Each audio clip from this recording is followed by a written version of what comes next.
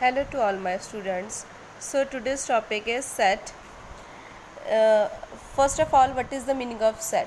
The meaning of set is collection of well defined well defined objects is called set. The collection of well defined object is called set. Now what is the meaning of collection? means हमें कुछ चीज़ों को collect करना है, लेकिन कौन सी चीज़ों को? वेल डिफाइंड, जिसको हम डिफाइंड कर सकें, ऐसे चीज़ों को जब हम कलेक्ट करेंगे तो वो हमारे पास एक सेट बन जाएगा ना. Very good example is collection A of first 3 prime numbers. Collection of A के हम अंदर हम कलेक्ट करेंगे. क्या कलेक्ट करेंगे? First 3 prime numbers. So firstly what is the meaning of prime numbers? Prime numbers जो सिर्फ अपने टेबल में आते हैं. तो मुझे पहले 3 प्राइम नंबर लिखने हैं. पहले 3 प्राइम नंबर हो जाएंगे आपके पास. 1 हमारे पास प्राइम नंबर नहीं होता, 2, 3, then 5. So these are first 3 prime numbers. और जो सेट है उसे हम कैसे डिनोट करते हैं? उसे हम डिनोट करते हैं कर्ली ब्रैकेट में. उसे हम डिनोट करते हैं, दिस इज़ द डेफिनेशन. और डिनोट हम कैसे करते हैं? उसे कर्ली ब्रैकेट में. So these are 2 examples. एक और चीज़ इसमें ये है कि जो 2, 3, 5 जो इनके अंदर, इस सेट के अंदर ये जो नंबर्स हैं, इनको हम बोलेंगे एलिमेंट्स. इनका नाम है, ये जो नंबर्स हैं इनको हम बोलेंगे elements of set A. These are elements of set A. Now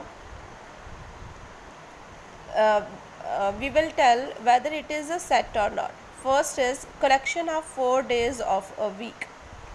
4 days of a week collection तो हम कर सकते हैं, लेकिन 4 days of week कौन कौन से डेज़ को आप कलेक्ट करोगे? इसमें ये चीज़ आपको नहीं बताई गई, इसमें क्लैरिटी नहीं है. So it is not a set. जब हमारे पास पूरी क्लैरिटी होगा, अगर जब हमारे पास वेल डिफाइंड होगा ऑब्जेक्ट, तो ही हम उसे कलेक्ट कर सकते हैं. Collection of all girls in a school. आपको कलेक्ट करना है किसको? स्कूल की सभी गर्ल्स को. So it is a set. And the third is collection of tall boys. अब हमारे स्कूल में कौन से टॉल बॉयज़ हैं हमें नहीं पता.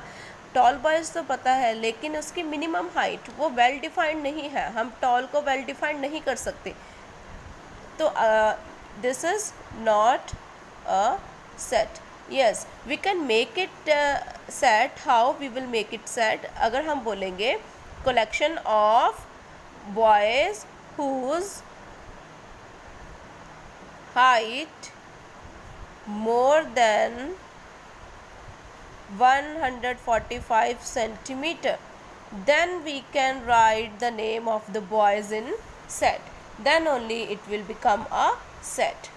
Now method to describe a set. हम किसी सेट को किस मेथड के साथ डिस्क्राइब कर सकते हैं? The very first is roster form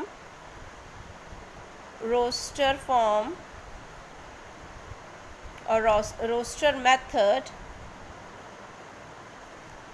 और इसका अनदर नेम है tabular form. Second is set builder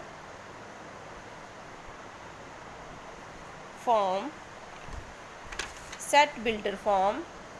another name है रूल मेथड.